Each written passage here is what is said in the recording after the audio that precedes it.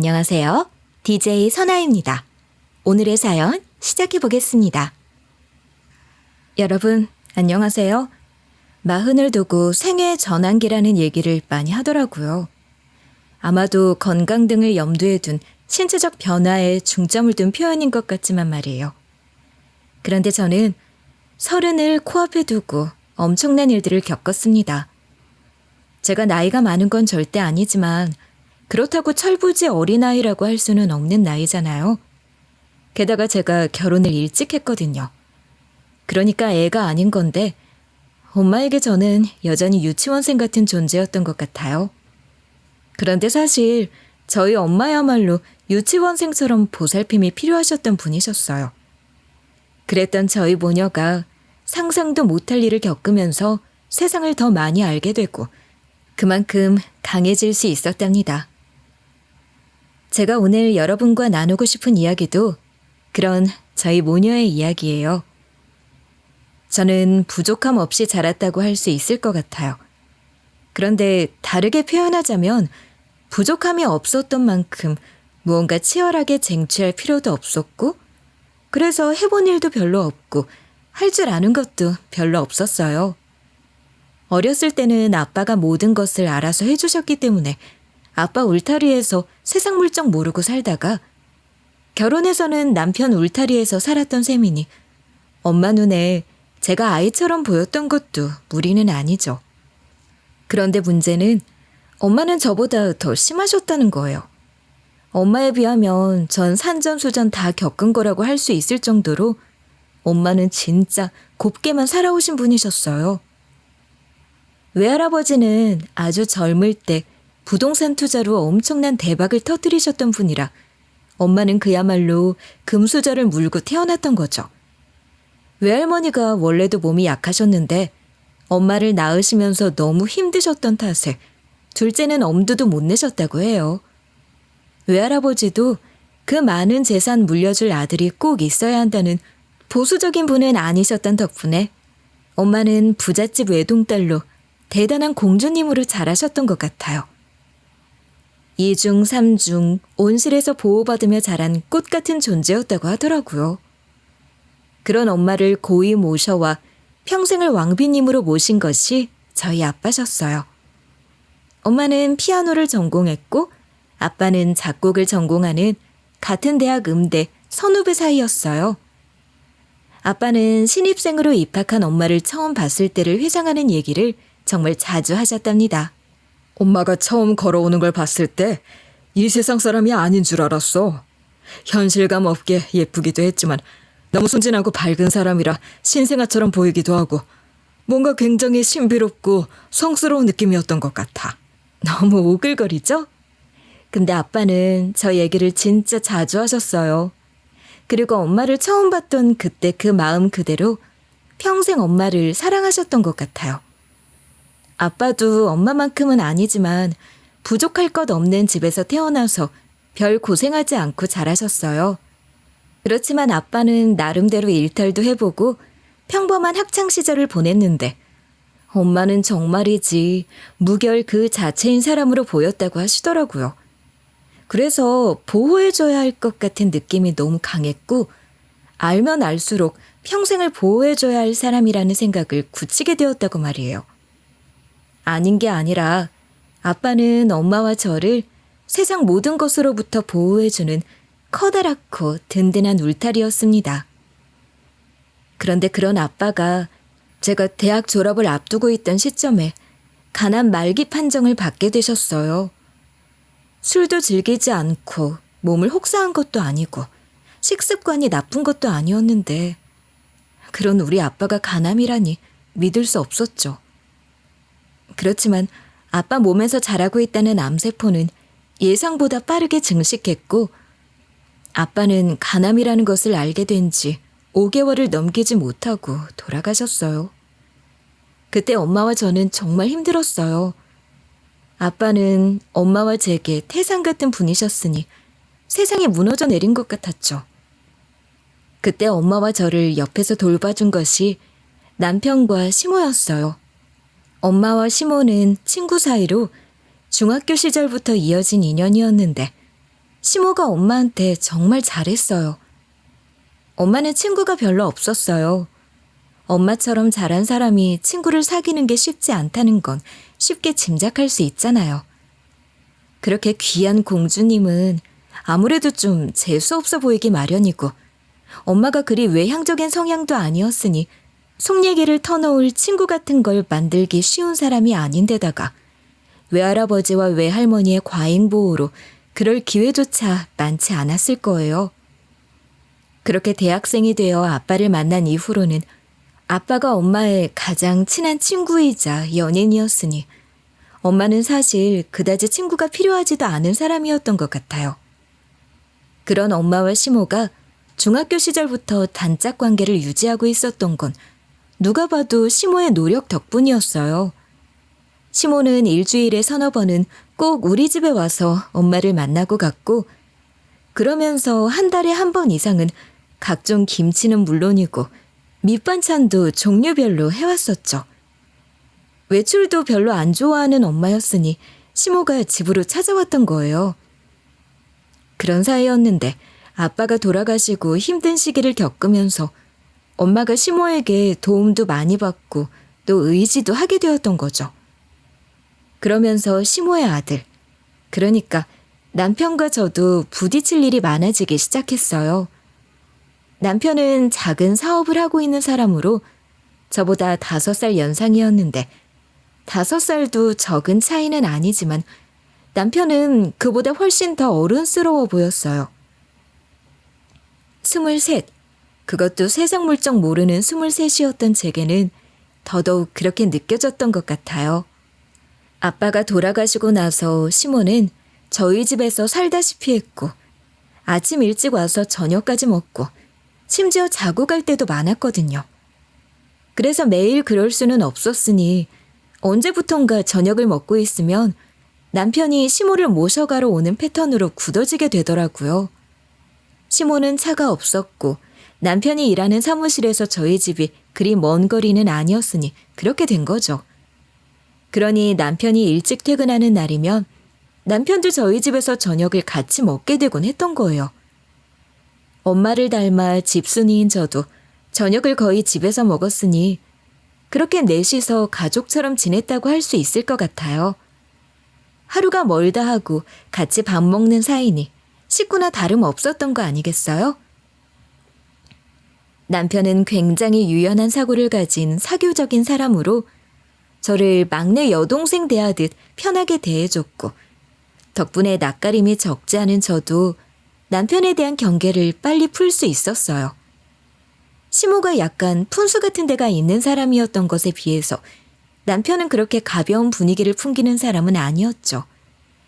특유의 여유로움으로 사람을 편안하게 해주는 면이 있었고 말재주도 좋고 위트 있는 이야기로 많이 웃게 해주는 사람이었는데 진중한 면도 있었어요. 시댁은 형편이 그리 좋은 편은 아니었는데 그런 여유가 어디서 나오는지 신기할 정도로 여유롭고 자신감도 넘쳐 보였답니다. 그런 모습이 참 좋아 보였던 것 같아요. 그렇게 가족처럼 지낸 지 3년쯤 됐을 때 남편과 전 연인이 됐답니다.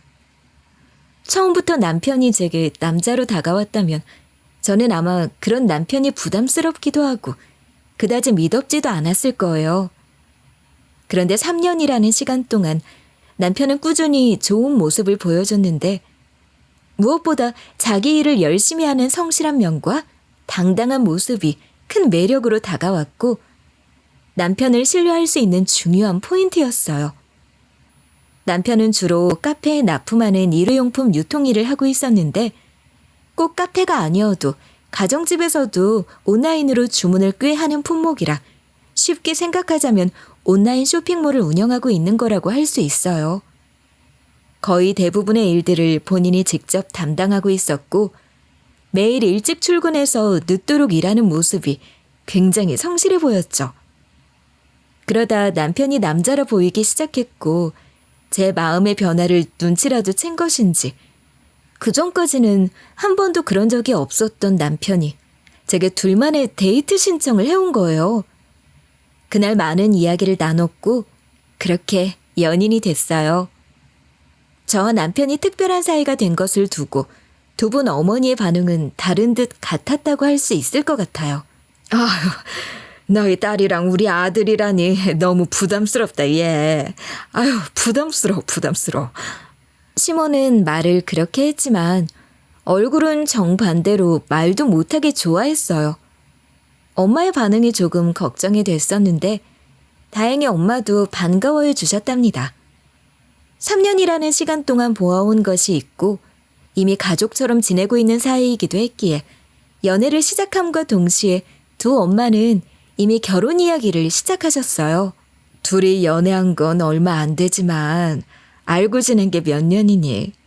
결혼해서도 얼마든지 연애하는 것처럼 지낼 수 있는 거 아니야? 왔다 갔다 시간 낭비하지 말고 결혼해서 우리 집에 들어와서 같이 사는 건 어때? 그래, 우리끼리 그렇게 얘기를 해봤어. 나는 아들 며느리 끼고 살 생각 없어. 이것 봐라, 이 큰 집에 모녀들이 덩그러니 사는 것도 허전하잖니. 너희 둘이 결혼해서 여기서 살면 사람 사는 집 같고 얼마나 좋겠니? 나도 어차피 매일 오고 말이야. 두 분 어머님 말씀 감사하게 잘 들었습니다. 저도 이미 여기가 제 집인 것처럼 너무 편해요. 여기 들어와서 사는 건 대찬성이에요. 너무 좋습니다. 미나, 너도 좋지? 나야말로 너무 좋지. 정말 괜찮겠어? 그래도 처가살이인 거잖아. 처가살이가 뭐야? 요즘 그런 게 어딨니? 그런데 그런 건 가능할 수도 있겠다 싶어. 처가 부동산 관리를 네가 좀 맡아서 하면 좋지 않겠니? 미나야, 너희 엄마가 그런 쪽으로 아무것도 모르는 거 알지? 그래서 허구한 날 나한테 봐달라고 하잖니.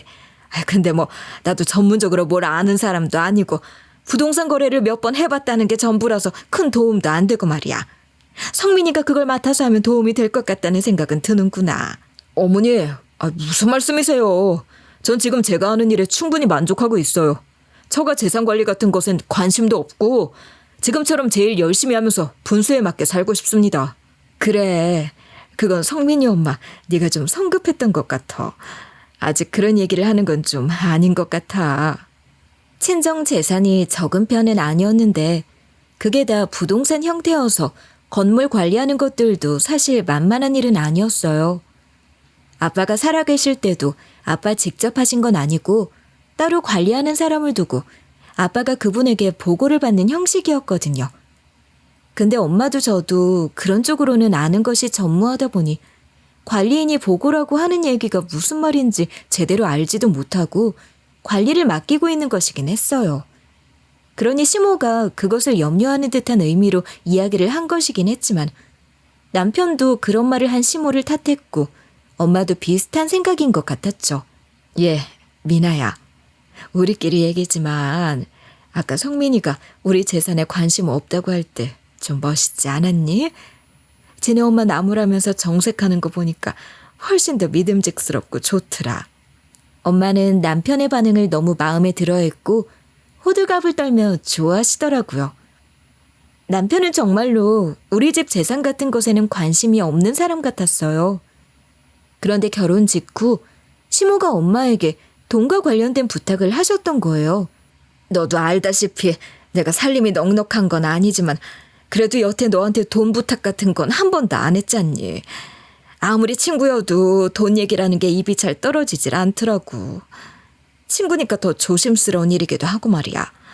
아무리 우리가 사돈이 되고 가족관계로 얽혔다고는 하지만 막내 학비만 아니면 진짜 이런 부탁은 안 하고 싶었는데 아무리 생각해봐도 방법이 없어서 염치불구하고 이렇게 부탁을 하게 되네. 내가 너 말고 친구가 또 있는 것도 아니고 이런 식으로 돈 거래를 해본 적이 한 번도 없어서 어떻게 해야 할지 모르겠어. 엄마는 무척이나 난감해하셨지만 그렇다고 아예 모른 척을 할 수도 없는 상황이었죠. 그럼 차용증 같은 거 쓰는 걸로 하자. 그건 괜찮지? 물론이야. 당연하지. 공중도 받아줄 테니까 걱정하지 마. 고맙다. 친구 좋다는 게 이런 거구나. 고마워. 사부인 고마워요. 그런데 시모가 엄마에게 목돈을 빌린 걸 남편이 나중에 알고 시모한테 정말 화를 많이 냈어요. 그리고 저희 엄마에게도 너무 죄송하다고 얘기를 하더라고요. 장모님, 정말 죄송합니다. 어머니가 장모님께 돈을 빌리실 거라고는 정말 생각도 못했어요. 가까운 사이일수록 조심해야 하는 건데 제가 장모님 뵐 면목이 없습니다. 시간이 좀 걸리겠지만 제가 매달 조금씩 갚아 나가겠습니다. 이렇게까지 할 건 아닌데. 그래. 그래도 자네가 이렇게 얘기를 하니까 더 믿음이 가고 좋아. 내가 사위 하나는 잘 본 것 같아. 엄마도 그랬고 저 역시 믿음직한 남편과 결혼 참 잘했다는 생각을 했어요. 그런데 그로부터 2년이 채 되지 않았을 때 청천벽력과도 같은 일을 당한 거예요. 그냥 한마디로 말씀드리자면 80억 정도가 되는 친정 재산, 친정의 전 재산이 남편에게 넘어갔어요. 아니, 정확하게 말하자면 남편이 훔쳐간 거예요. 어떻게 80억이나 되는 돈을 한꺼번에 그럴 수가 있었냐고요? 지금 생각하면 시모와 남편의 치밀한 합작이었던 거죠. 시모가 얼마 전부터 호주 이민에 대해서 관심이 생겼다면서 엄마에게 계속 호주가 어쩌고 저쩌고 얘기를 하니까 엄마도 좀 솔깃했었나 봐요. 엄마가 관심을 가지는 것 같으니까 이때다 싶었는지 엄마한테 자꾸 바람을 넣고 있었거든요. 미나야, 네 시엄마가 자꾸 호주 이민 얘기를 하는데 말이야. 공기 좋고 날씨 좋은 곳에서 살면 좋지 않냐면서 호주산 건강식품도 인기 많은데 이 서방 그걸 유통하는 일을 해볼 수 있을 것 같다 그러고. 미나, 넌 호주에서 공부를 더 해봐도 좋지 않겠냐 그러고. 그러면서 자기도 같이 가서 집안일은 네 시엄마가 다 맡아서 해주면 된다 그러면서 다 같이 호주 가서 한번 살아보자고 자꾸 그러네. 네 생각은 어때? 호주? 갑자기? 성민 씨는 별 얘기 안 하던데. 호주 좋지 뭐. 하긴 요즘 엄마 건강이 좀 안 좋아지긴 했잖아. 호주 같은 환경이 엄마한테 훨씬 더 좋을 것 같긴 해. 그렇게 호주 이민이 본격적으로 추진되기에 이른 거예요. 부동산 경기도 계속 나빠지고 있는데 그 많은 재산 계속 부동산에 묶어둘 거야? 이참에 다 처분하는 게 어때? 부동산 경기가 안 좋긴 하지. 그렇긴 한데 부모님이 물려주신 걸 덜컥 처분하려니까 좀 그래. 호주 정착금으로 할 정도만 처분하고 나머지는 그냥 두는 게 나으려나 싶기도 하고. 잘 모르겠어. 물려받은 재산이라 장모님께서 더 조심스러우실 것 같아요. 그렇긴 한데 아무리 관리하시는 분이 계시다곤 해도 호주에 가서 여기 부동산을 관리하는 게 쉬운 것도 아니고 차라리 호주 부동산에 투자하는 게 더 좋을 것 같기도 합니다. 그런가? 그럼 다 팔아? 지금 우리가 살고 있는 집도? 아무래도 그러시는 게 좋지 않겠나 싶어요. 정리를 하실 거면 그냥 다 처분을 하시는 게 좋을 것 같아요. 그리고 잠깐이긴 하지만 금테크도 한번 생각해봐. 나 아는 사람이 금테크를 꾸준하게 하는데 요즘 금 경기가 괜찮아서 잠깐이라도 꽤 재미를 본다고 하더라고. 게다가 네가 갖고 있는 부동산 다 처분하면 그게 다 얼마야. 그렇게 큰 돈이면 수익률 무시 못하지. 금테크? 그건 뭐 어떻게 하는 거야? 금 주식이나 펀드 같은 것도 있어요. 그렇긴 한데 골드바를 사뒀다가 출국 전에 처분해서 수익을 볼 수 있을 것 같긴 하네요. 1kg짜리 골드바 하나가 1억 좀 넘는 것 같더라고요. 그러니 집에 보관을 해두는 게 불가능한 것도 아니고 말이에요. 그래서 엄마는 부동산을 처분하는 대로 모두 골드바로 바꿔두기 시작했죠.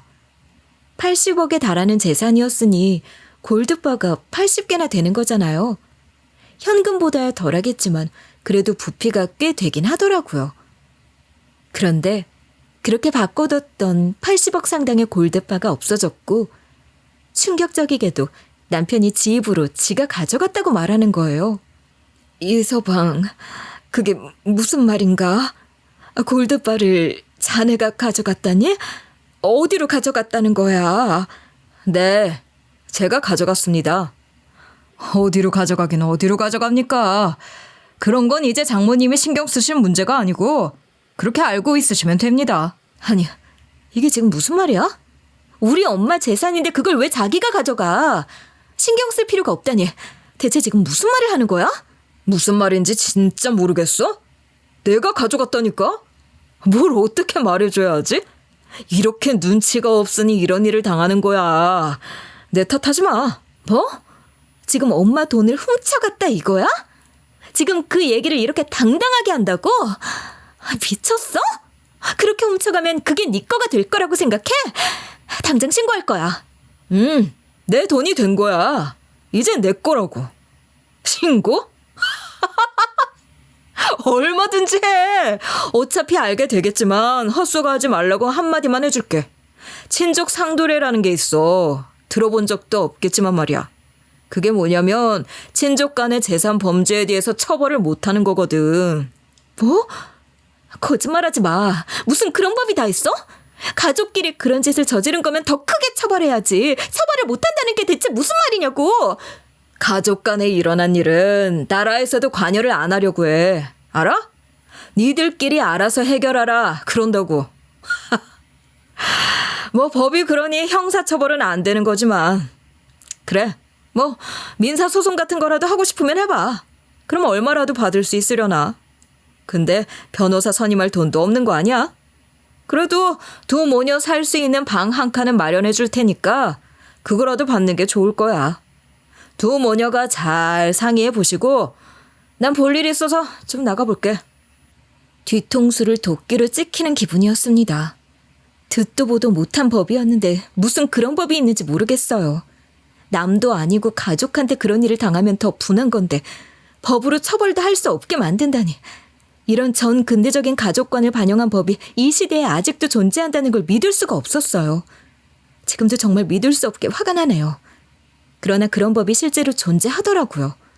우리나라 법이 특히 가족 간의 분쟁에서 소극적인 성향을 띈다고 하던데 친족 상도례도 그런 범주에 속하는 것 같아요. 엄마, 그런 법이 진짜 있어. 뭐 이런 법이 다 있어? 우리 이제 어떡해. 저 인간들 처음부터 완전히 계획적이었던 거야.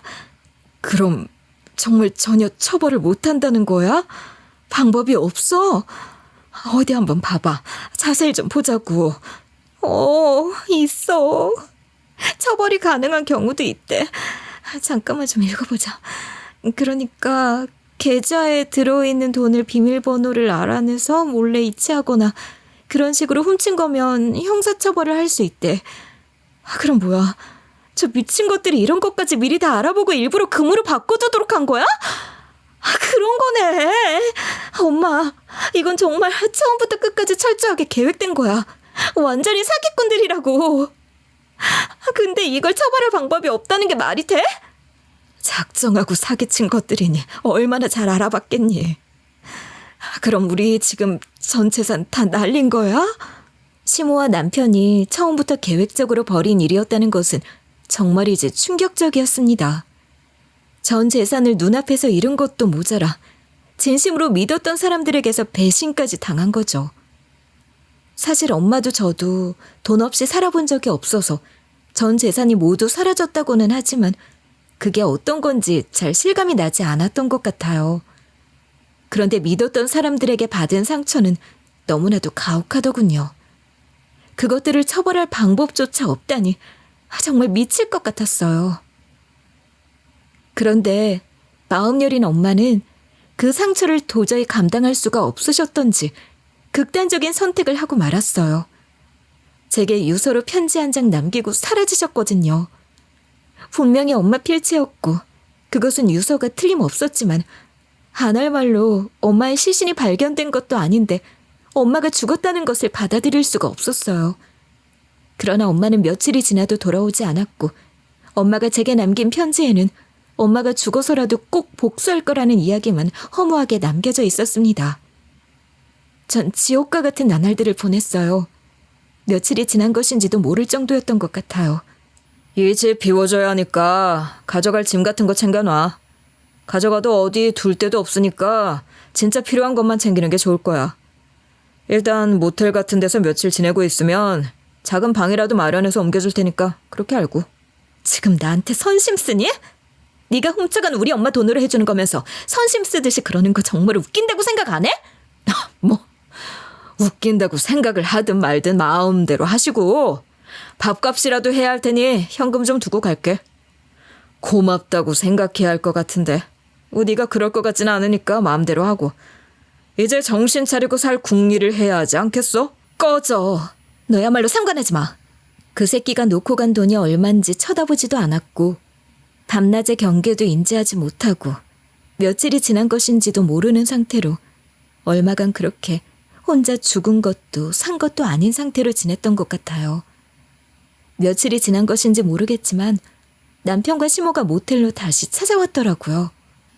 야, 네가 살 방 계약해놨으니까 그리로 옮겨. 그리고 난 곧 호주로 출국할 건데 그 전에 깨끗하게 이혼해주면 도의적 차원에서 당분간 최소한의 생활비는 보내줄게. 그렇다고 평생 내가 네 생활비를 대줄 순 없으니까 이제 진짜 먹고 살 궁리도 좀 하고 말이야. 알겠어? 아유, 평생. 아유, 그렇게는 안 되지. 생활비가 한두 푼도 아니고 당분간이라고 하는 것도 어디까지나 우리가 좋은 마음으로 해준다는 거지 당연한 건 아니다. 알지? 그리고 행여라도 이혼 안 하고 버티면서 골탕 먹일 생각은 하지 마라. 그러면 당장 생활비고 뭐고 국물도 없어. 악마들. 우리 엄마 재산 훔쳐서 그 돈 갖고 호주 가면 니들끼리 잘 먹고 잘 살 수 있을 것 같아? 니들 때문에 우리 엄마가 어떻게 된 걸지도 모르는데 우리 엄마야 어떻게 됐든 상관없고 내가 네 앞길 막을까 봐 겁나니? 지금 내가 이혼 안 해주고 버틸까 봐 그 걱정을 한다고? 정말 인간 아니다. 내가 어떻게든 벌받게 할 거야. 너희들은 악마야. 모든 것을 잃은 절망 속에서 제가 울부짖고 있을 때 그때 갑자기 엄마가 나타난 거예요. 엄마는 나타나자마자 남편의 뺨을 후려쳤고 시모의 머리채를 감아잡더라고요. 너희 둘, 내가 반드시 응징할 거야. 복수할 거야. 각오해. 너희들이 저지른 벌은 하늘도 노할 짓이니 물론 천벌 받을 거야. 그렇겠지만 그 전에 내가 주는 벌부터 받아. 그런 짓을 저지르고도 멀쩡하게 잘 살 줄 알았니? 법이 우습지? 그러니 그런 법을 이용해서 이런 짓을 벌였을 거야. 그치? 그치만 세상이 그렇게 호락호락하지 않아. 너희 같은 것들이 활개치고 사는 꼴을 볼 수는 없지. 내가 죽어서도 그 꼴은 안 볼 거야.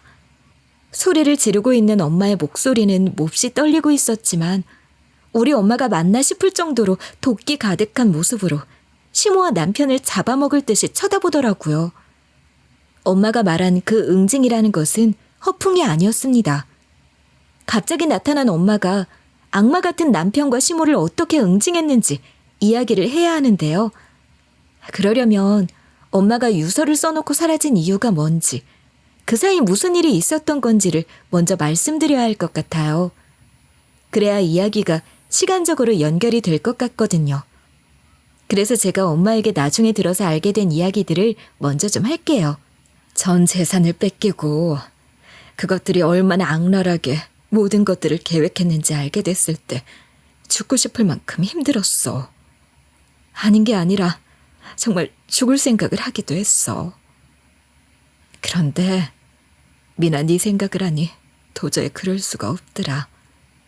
그러면서 갑자기 어떻게든 살아야겠다는 생각이 들면서 힘이 막 나는 거야. 머리도 막 돌아가더라고. 아빠가 엄마한테 힘을 막 주고 있는 것 같더라.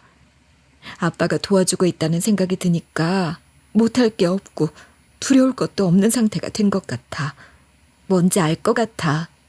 죽을 만큼 힘든 순간을 경험하면 바닥을 치고 올라오는 것처럼 뭔가가 회복되는 그런 거 있잖아. 엄마가 나타나기 전에 나도 그런 기분이 들었어.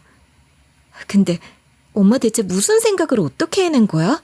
이렇게 당할 수는 없는 거 아니니? 어떻게든 처벌이라도 하고 싶었어. 그래서 묘언을 하나 생각해냈지. 그놈의 친족 상도례라는 거 있잖아. 그게 사위는 처벌을 못하지만 사돈지간에는 친족 상도례가 적용되지 않는다길래 그걸 이용하기로 한 거지. 사돈지간? 그럼 시어머니... 미쳤나 봐. 시어머니는 무슨... 그 여자를 상대로 엄마가 뭔가를 한 거야? 그랬어. 유서를 써놓고 사라지기 전에 그년을 상대로 연기를 좀 했지. 모든 걸 체념하고 포기한 사람처럼 말이야. 그러면서 그래도 죽을 수는 없으니까 미나 데리고 둘이 최소한 먹고 살 수는 있게 해달라고 부탁하면서 금으로 바꾸지 않은 현금이 7천만 원 정도 있는데 그걸로는 정말 아무것도 못한다. 네 아들이랑 잘 얘기해서 1억 정도만 도와주면 원하는 대로 깨끗하게 이혼도 하고 서로 다시 보고 싶은 사이도 아니니 민사소송 같은 것도 없이 그냥 각자 알아서 남은 인생 살자고 했지. 7천? 그런 돈이 있었어? 엄마가 따로 갖고 있던 돈이야? 일부러 챙겨둔 건 아니고 금으로 바꾸고 남은 거랑 내 통장에 조금 있던 건데 그걸 다 현금으로 바꿔놨지. 그년이라면 내가 이런 얘기를 한다고 해서 날 도와주기는커녕 나한테 있다는 그 돈마저도 뺏으려고 할 거라는 걸 알고 있었거든. 그년이 그런 년이야. 그럼 그 여자가 그걸 훔쳐가길 바라고 현금으로 바꿔둔 거야? 와, 엄마 진짜 대단하다. 내가 그년을 좀 잘 아는 것뿐이지 뭐. 내가 잠깐 방심하는 것처럼 화장실에 가는 척을 했는데 그 사이를 놓치지 않고 그년이 내 돈 현금 7천을 들고 나른 거야. 그럴 거라고 예상은 했지만 막상 당하고 나니 어이없더라. 진짜 기도 안 차는 거지. 80억을 훔쳐가 놓고도 그것마저 가져갈 생각을 한다는 게 정말 돈에 미친 것들이야.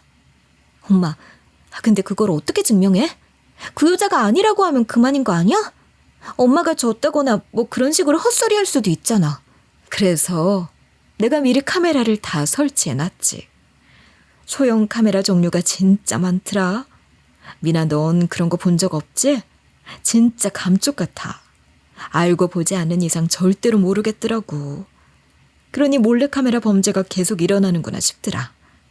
하여간 그걸 미리 설치해 놨으니 그년이 내가 자리를 비운 사이에 몰래 내 돈을 훔쳐서 나가는 게 다 찍힌 거지.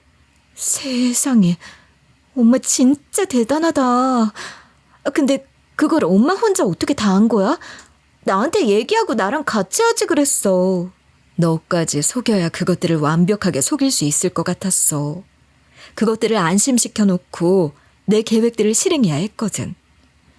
고민을 하긴 했는데 너한테도 얘기 안 하는 게 더 낫겠다고 생각했어. 우리 딸 많이 놀랐지? 네가 마음 아파할 거 생각하면 엄마도 너무 힘들었지만 어쩔 수가 없었어. 놀라는 게 대수야?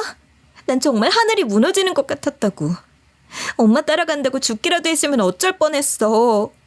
엄마랑 나랑 로미오와 줄리엣 찍는 거라고. 그런 일 생기지 말란 법도 없는데 엄마 정말. 우리 딸이 그렇게 나약한 선택을 하지는 않을 거라고 믿었어. 이것 봐. 이렇게 멀쩡하게 다시 만났잖아. 아니 근데 그렇게 카메라로 녹화까지 다 했으면 그걸로 신고하면 되는 거 아니었어? 뭘 더 하려고 유서까지 쓰고 사라진 거야? 그 돈 7천에 대해서 그년 처벌하는 걸로는 성이 안 차지. 그래서 유서를 써서 자살한 걸로 위장하고 그놈 새끼 차에 도청 장치랑 녹음기를 설치한 거야. 차에서 편하게 하는 통화 같은 걸 들으면 뭐라도 좀 알아낼 수 있지 않을까 싶었거든. 그 새끼 차, 그것도 엄마가 사준 거잖아. 그때 그 차 안 받겠다고 꼴값 떨면서 사양하던 거 생각하니까 역겨워서 토할 것 같아 진짜. 위선 덩어리 새끼. 그 새끼가 그렇게 오바 떨어준 덕분에 키 던지듯 억지로 쥐어주고 스페어키 하나는 그냥 내가 갖고 있었던 거 아니야. 그 덕분에 그놈 차에 그런 것들도 설치할 수 있었지 뭐. 언제 그걸 다 한 거야? 그걸 엄마 혼자 했다고? 차에다 몰래 그런 걸 설치하려고 하니까 떨리기도 하고 무엇보다 걸리면 안 되니까 혼자서는 아무래도 안 되겠더라고. 그래서 진주 이모한테 부탁했어. 너 진주 이모 기억나? 그럼 알지. 왜 몰라. 엄마랑 이종 사촌인 이모잖아. 멀리 살아서 얼굴 본 지는 너무 오래됐지만 엄마가 통화도 자주 하고 그러는 유일한 친척인데 알지 그럼. 진주 이모가 서울로 와준 거야? 고맙게도 바로 와줬어. 그래서 그날 새벽에 이모가 망봐주는 동안 그 새끼 차에 다 심어둘 수 있었지. 그리고 그때부터 이모랑 교대로 감청하면서 뭐라도 걸리기를 기다린 거야. 근데 상상도 못한 대어를 낚은 거지. 완전 무슨 첩보 영화 같은데? 그 새끼가 차에서 무슨 얘기를 한 거야? 지네 엄마랑 둘이 통화하는 거 들은 거지? 그렇지. 그 둘이 얼마나 긴밀하게 연락을 하는지 수시로 통화를 하더라고. 처음엔 뭐 별거 없었어. 근데 나 참 기가 막혀서 골드바 훔쳐낸 거 말이야. 그거 그 새끼가 아니고 그년이었더라고. 보나마나 불안하고 급한 마음에 지 아들이 도착하기 전에 지가 직접 나선 거야. 그러니까 집에서 골드바를 훔쳐내고 집 밖으로 가져간 건 그년인 거지. 뭐야? 그럼 그 80억 골드바에 대한 절도죄도 물을 수 있는 거네? 사돈지간에는 친족 상돌에 적용 안 되는 거잖아. 그럼 형사처벌 할 수 있는 거고, 그치? 그래. 그러니까 그 새끼가 처음부터 당당하게 지가 훔친 거라고 우리한테 딱 못 박았던 거야.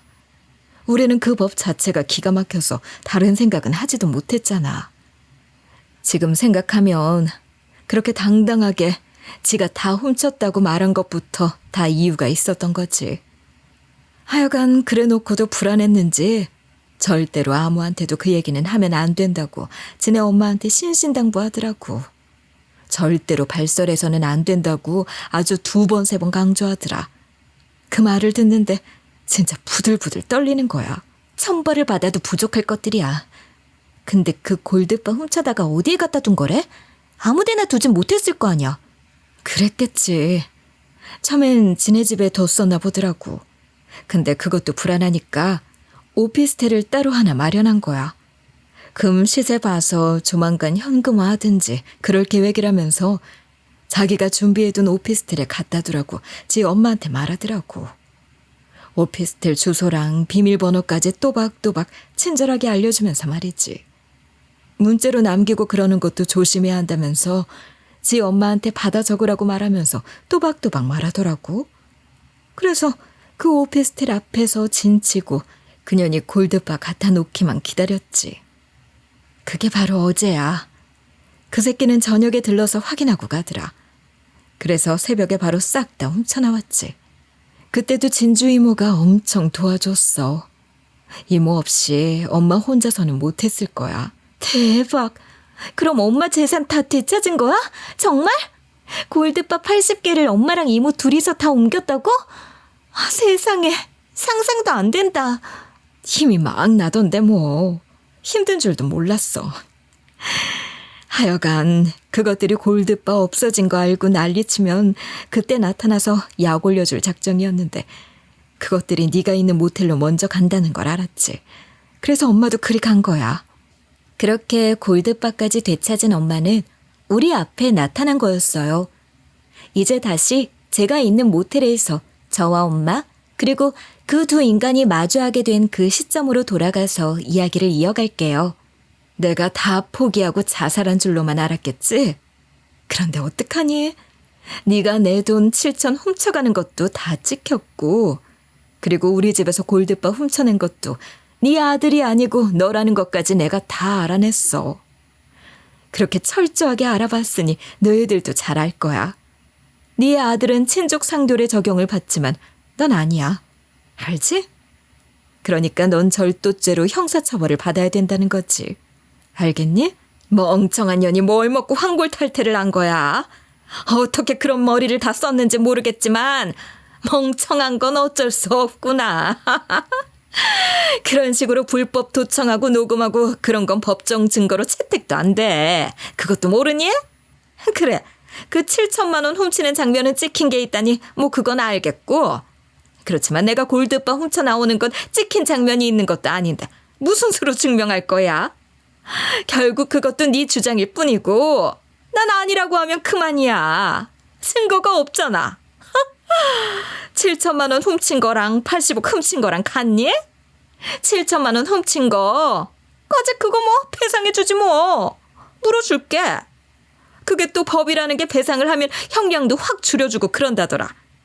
그리고 네가 원하던 대로 1억 정도 합의금으로 줄 수도 있어. 그러니까 잘 생각해. 시모는 그 상황에서도 엄마를 비웃으며 당당했고 심지어 흥정까지 하려고 들더라고요. 그러니 엄마는 그제야 깔깔거리며 웃으면서 제 손을 잡고 황급히 그 자리를 뜨자고 하는 거예요. 지나가는 택시를 잡아타고 나서야 엄마가 얘기를 해주시더라고요. 방금 그년이랑 나눈 대화 다 녹음했어. 제 죄를 시인하는 말을 안 할까봐 걱정했는데 웬걸? 고맙게도 아주 확실한 증거를 만들어주네. 이거면 증거는 충분해. 바로 신고하러 가자. 저 인간들이 무슨 짓을 저지를지 모르니 아무 얘기 없이 바로 그 자리를 뜬 거야. 오피스텔에 들르면 골드바 없어진 것도 바로 알 거 아니야. 내가 도청했던 것까지 다 알았으니 무슨 짓을 저지를지 몰라. 우리 엄마 맞아? 엄마가 언제부터 이렇게 치밀한 사람이었어? 엄마 진짜 너무 멋있다. 그리고 무엇보다 엄마가 죽은 게 아니어서 너무 좋아. 얼마나 감사한지 몰라. 그렇게 엄마와 저는 무사히 80억을 되찾고 시모도 고소할 수 있게 되었답니다. 시모가 고소를 당한 데다가 80억 골드바마저 사라진 걸 알고는 시모와 남편이 득달같이 연락을 해오더라고요. 그래서 그 꼴 구경하며 즐길 심산으로 만나줬는데 정말 하도 가관이라 만나주길 잘했다는 생각이 들 정도였어요. 두 모자는 우리 모녀 앞에 납작 엎드려서 사정없이 빌면서 울부짖던데 진심으로 짐승보다 못한 꼴이었어요. 예, 우리 중학생일 때 내가 널 얼마나 부러워했는지 알지? 네가 너무 공주 같으니까 재수없다고 싫어하는 애들도 많았지만 난 네가 진짜 착한 애라는 거 알고 있었어. 그래서 내가 너한테 꾸준히 친한 척해서 우리가 친해질 수 있었던 거잖아. 기억나지? 그때나 지금이나 넌 정말 착한 애였어. 넌 천사처럼 착하잖아. 헛소리 작작해. 천사처럼 착한 나여서 네가 저지른 이 엄청난 짓까지도 용서해 줄 거라고 생각하는 건 아니지? 그런 거라면 너야말로 너무 순진한 거 아니니? 난 이제 네가 손에 쥐고 아무렇게나 주무를 수 있을 정도로 무른 사람이 아니야. 물론 날 이렇게 성장시킨 건 너랑 네 아들이지만 말이야. 손에 쥐고 주무르다니 무슨 말을 그렇게 하니? 내가 언제... 예, 난 정말 한결같이 좋은 마음으로 널 진심으로 대했어. 네 재산에 혹해서 잘못을 저지르긴 했지만 정말 너무 후회해. 실수였어. 잘못했어. 미안해. 이렇게 반성하고 있잖아. 그런 일까지 저지를 정도로 돈에 한이 맺혔던 것 같아. 그렇게 살아왔던 나를 불쌍하게 여겨줘. 난 널 불쌍하게 생각했던 적이 한 번도 없었어. 네가 불쌍해서 너랑 친구를 했던 것도 아니야. 옛날부터 주변에서 널 하녀, 무술이라며 비난하는 사람들도 많았지만 난 그래도 진심으로 널 친구라고 생각했어. 그러니 사돈까지 맺고 호주 이민도 같이 가서 여생을 함께할 생각까지 했던 거 아니겠니? 근데 넌 날 돈으로만 본 거지. 아니라고 말할 수 있니? 네가 양심이 있으면 아니라는 말은 못할 거야. 선처의 여지 따위는 없으니까 헛수고하지 말고 감옥 갈 준비나 해. 그래, 맞아. 우리가 어떤 사이니? 중학생 때부터 이어온 인연에 여생을 함께할 생각까지 한 사이잖아. 딱 한 번 잘못 생각하고 저지른 실수야. 만회할 수 있는 기회를 줘. 네가 기회만 주면 내가 정말 잘할게. 정말이야. 용서해줘. 부탁해. 이것 보세요, 아줌마. 사람이 염치가 있어야지. 염치 몰라요? 지금 뭐 하시는 거예요? 지금 무슨 그런 캐캐묵은 과거 얘기까지 다 끌어와서 불쌍하게 여겨달라는 개소리를 하냐고요. 우리 엄마가 도와달라고 했을 때 아줌마 어떻게 했어요? 우리 엄마가 죽을 만큼 힘들다는데 마지막 남은 7천까지 탈탈 털어 훔쳐간 게 당신이야. 당신이 그런 사람이라고. 그렇게 철저하게 계획해서 전 재산 훔쳐간 것도 모자라서 그런 짓까지 해요? 정말 인간도 아니야. 나한텐 또 어떻게 했는데? 기가 막혀서. 아줌마가 우리한테 더 심하게 했던 거 잊었어요? 내가 있는 모텔에 찾아왔을 때 나한테 어떻게 했는지 기억 안 나? 나도 똑같이 해주는 거야 지금. 아니, 똑같이 해주려면 아직 멀었지. 그러니 본인이 저지른 일에 대한 죄값 제대로 받으시라고요. 알겠어요? 그래도 자기 살집도 만들어주려고 우리가... 자기라니? 누구더러 자기래? 미쳤어? 죽일까? 말 조심해. 그래, 미안. 그래도 엄마랑 내가 살 집도 만들어주고 생활비도 대주려고 했잖아. 우리가 노력했다는 것도 좀 기억해 달라는 거야. 선심 쓰듯이 모텔비 내주고 밥값 하라고 몇만 원 두고 간 거 말하는 거야 지금? 우리 엄마 돈 80억 훔치고 그것 때문에 우리 엄마가 죽었는지 살았는지도 모르는데 넌 눈썹 하나 까딱 안 했지? 관심도 없었겠지. 살아있는 내가 거슬렸을 거야. 그치? 그러니 그런 나를 처박아둘 방 한 칸 만들어 온 거였으면서 그걸 지금 네가 나를 위해 노력한 거라고 알아달라는 거니? 아니, 그런 게 아니고 그게 아니잖아. 어떻게든 살 수 있게 해주려고 했으니까 생활비라도 대주려고 하고 그랬던 거 아니겠어.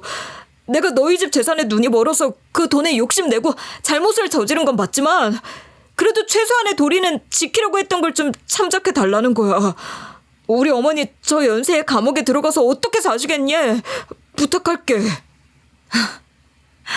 눈물겨운 효심이니?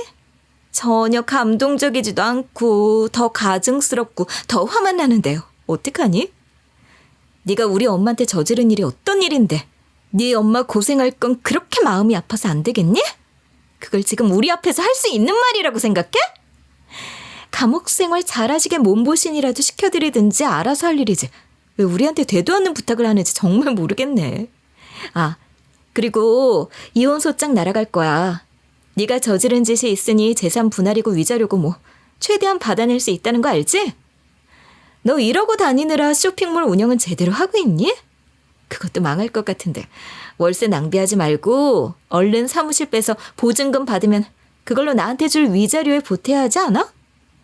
너희 엄마 옥바라지 해야 하니 뭐라도 해서 돈 벌 궁리든 미리미리 해두는 게 좋을 거야.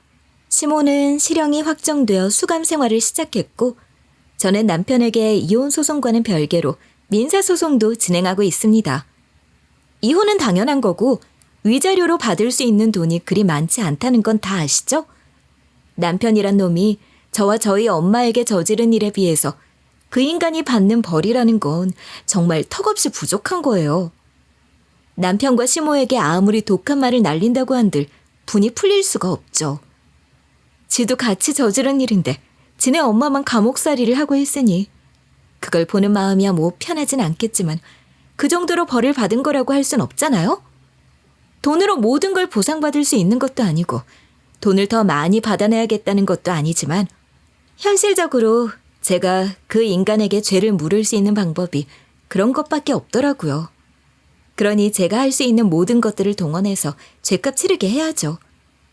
정말 믿기지 않는 일을 겪었지만 이 일을 계기로 엄마와 저는 훨씬 강한 사람이 된 것 같아요.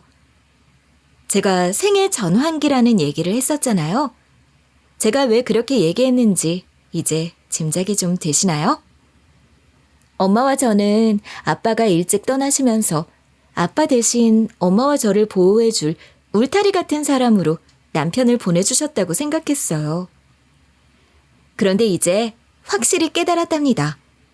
누군가에게 보호를 받고 의지를 해야 한다고 생각했던 게 얼마나 어리석은 생각이었는지 말이에요. 결국은 스스로 설 수 있어야 한다는 걸 알게 됐어요. 아빠도 결국은 그걸 알려주고 싶으셨던 게 아닐까요? 앞으로 살아가다 보면 또 힘들고 어려운 일을 겪기도 하겠지만 이 험한 세상 잘 살아가기 위해서 세상을 더 많이 배워야겠다고 생각해요. 엄마와 저희 모녀 씩씩하게 잘 살아갈 수 있겠죠? 많이 많이 응원해주세요. 감사합니다.